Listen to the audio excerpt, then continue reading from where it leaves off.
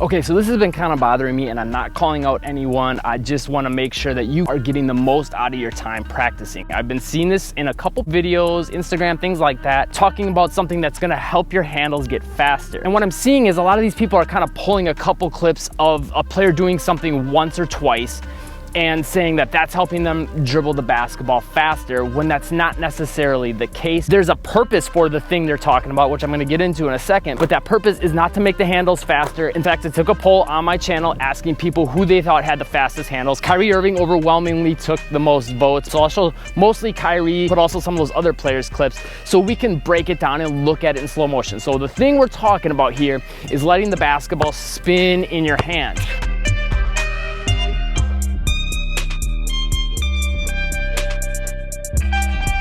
Now, I'm not saying that's a bad thing to do. I'm not saying it's something you should never do, but what I am saying is it does not make your handles faster. And the reason I want to make sure this is clear is because I don't want you putting in hours and hours of work on that spin in the hand, thinking that's making your handles faster, trying to apply that in all your drills and whatever else.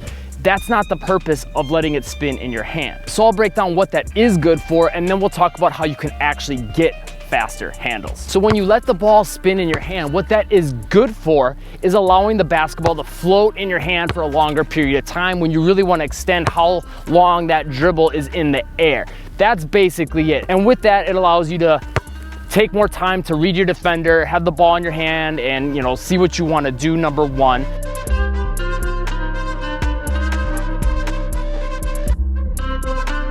But number two, it allows you to move the feet more in one dribble if you can keep it in the hand longer.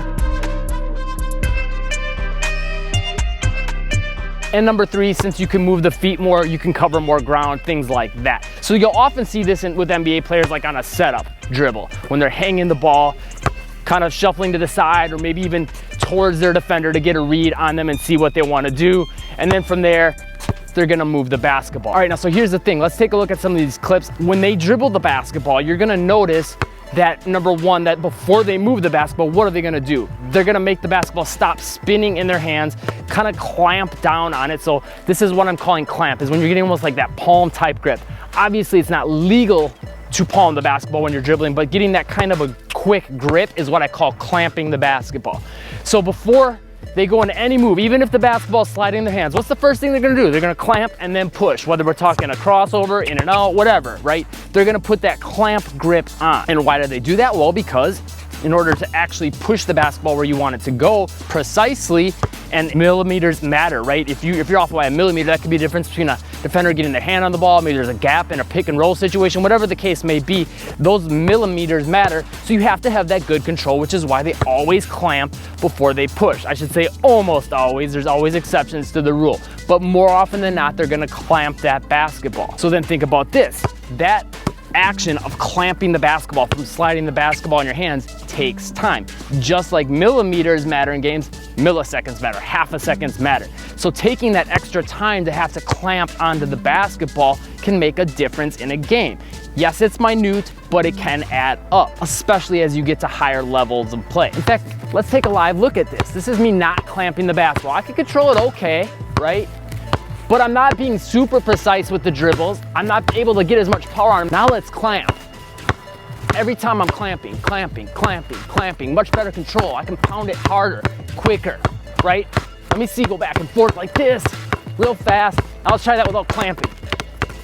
I'm already starting to lose it. Control gets lost really quickly. And if you don't feel like you're in control of the basketball, that means you're not gonna be comfortable with it. When you're not comfortable with the basketball, what do? You hesitate, you don't move as fast. You don't move assertively, aggressively, and with confidence, which is huge if you want to have speed. Which is why you see players clamp the basketball the instant it touches their hands, outside of the times where they wanna try to cover more ground, which is the times you will see the ball slide in their hands more. And even then, you'll see them clamp the basketball right before pushing it into their next dribble. And actually, I had a hard time finding clips where the basketball was spinning in their hands and they did not try to clamp it. The only times I could find when they were doing this was when they were bringing the basketball up the court or really trying to cover some ground with a sidestep or something along those lines. And again, those are situations where the focus is not dribbling the basketball fast, it's about moving the feet more. And pretty much every clip I saw where they were close to a defender trying to dribble the basketball quickly, they always would clamp the basketball. Occasionally, they weren't able to completely keep the ball from spinning immediately, but but 95% of the time it did. So by clamping the basketball the instant it touches your hands, it's going to make you faster because you're ready to move the basketball at any point in the dribble motion, whether it's the instant it touches your hand or later in the dribble motion.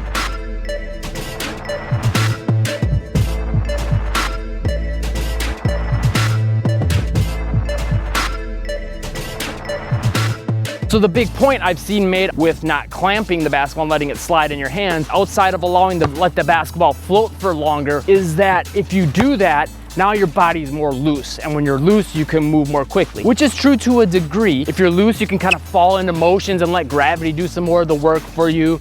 You're a little bit more limber and quick. But the issue is, just because you clamp the basketball doesn't mean you have to be tense doing so. If you watch these clips, you'll see that they're clamping the basketball, they're still loose, they're fluid, they're quick. So how are they getting to that point? Well, one, if you clamp the basketball early in the dribble, it's actually very easy now to remain loose. So I'm clamping and now I'm completely loose. Just a quick clamp, and it doesn't have to be this intense squeeze. I'm just going like that. Literally, that's it right there. Okay, you don't have to go and try to necessarily palm the ball, just get the grip on it to stop it from spinning. That's it. And then from there, you can just remain calm and limber with your hand, your wrist, your whole body. And if you get good at this quick clamp, you can actually start to develop your ability to float it just as long as you would if you would let the basketball spin in your hand, but it will take a little bit of practice. Now I realize for some players with smaller hands, getting that clamp on the basketball, making it stop spinning, is gonna be more difficult.